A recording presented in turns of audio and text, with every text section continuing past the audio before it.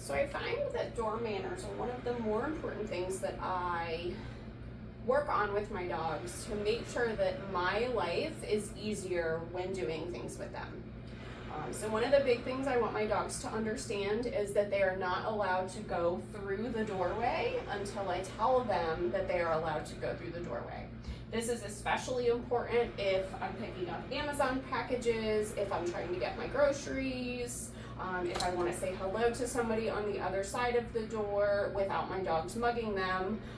This is a really important skill for them to understand before I get to the point where there's someone standing here where I need to go pick up an Amazon package, etc. So I start this exercise planning ahead with where I want my dog to sit in relation to the door, right? I need to be able to open the door with my dog staying put and not being hit by the door, not having to be run over when the people are coming inside the house. And so that way they understand that they are supposed to be staying until I release them, even in practice, which is very, very important when you're working through this, that your dog only gets up when they are released so that they understand that clarity of the cues. Now, my dogs know to stay when I tell them a position. So for cargo, I'm going to practice this with a sit because that is normally what I am asking for before I walk out of the door. So you'll see that she is, her spot for this exercise is further up against this wall. Typically I'm walking out the door with 2 dogs, but I wanted to show you guys with just one before I add in a second one. So her spot is closer to this wall. That means that she is out of the way if someone needs to come into the door. She is out of the way if I need to open this big door. She is not in front of the door if I need to walk back inside with a package. So make sure that you're keeping that in mind. If she's sitting right here in front of me, then I'm gonna walk into her. When I come back in, my guests are gonna walk into her when they come in the door, and that is gonna break that stay before I am able to release her, because nobody wants to get stepped on, right? So when I practice this, I want to make sure that I'm breaking it into pieces that my dog can handle, all right? So I've got my clicker, I've got my snacks. There's obviously no one at the door. I don't actually have to go out right now. So I'm gonna have my dog's leash on, just like we would if we were gonna go out the door. This is also for safety purposes as you are working on this with your dog. If your dog does make a mistake, we do not want them running down the street because that's the opposite of what we're going for with this exercise, right? All right, sit.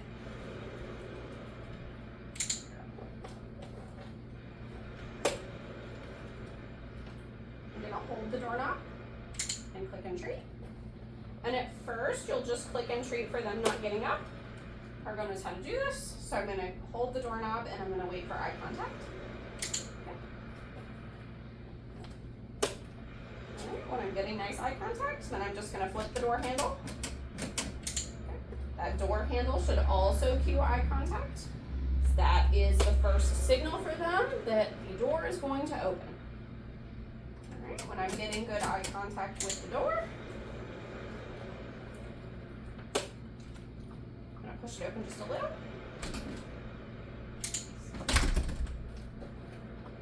Alright, notice that I clicked when the door was still opened, and then when it closed, I went ahead and gave her her cookie.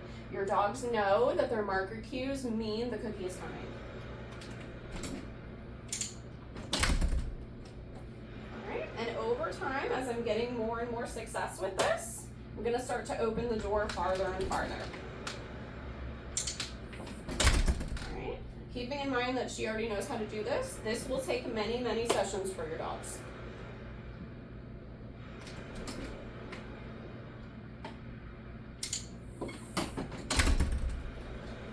Alright, so as my dogs start to get really good at waiting, I'm gonna start to open that door farther and farther.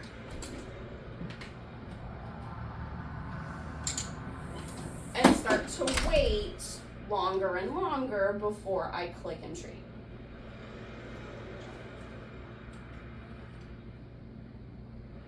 Once I get to the point where I can have the door all the way opened, I will release her through the door. Break. Good girl. All right, inside. Hey, we're not going inside. Good job. All right, so that is what it should look like as a finished product.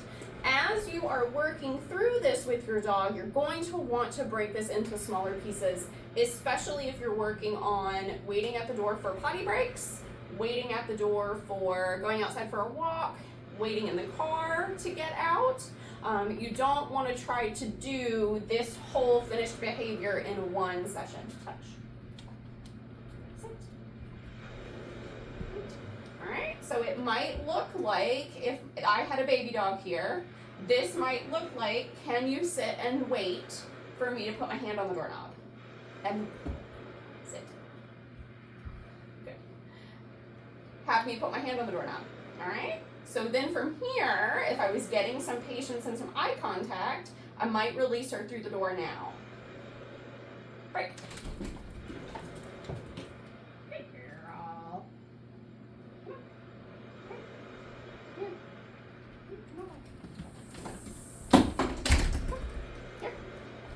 And then over time, sit. Good girl. It might be here that I release her. It might be here that I release her. And over time, you will get that full door opening.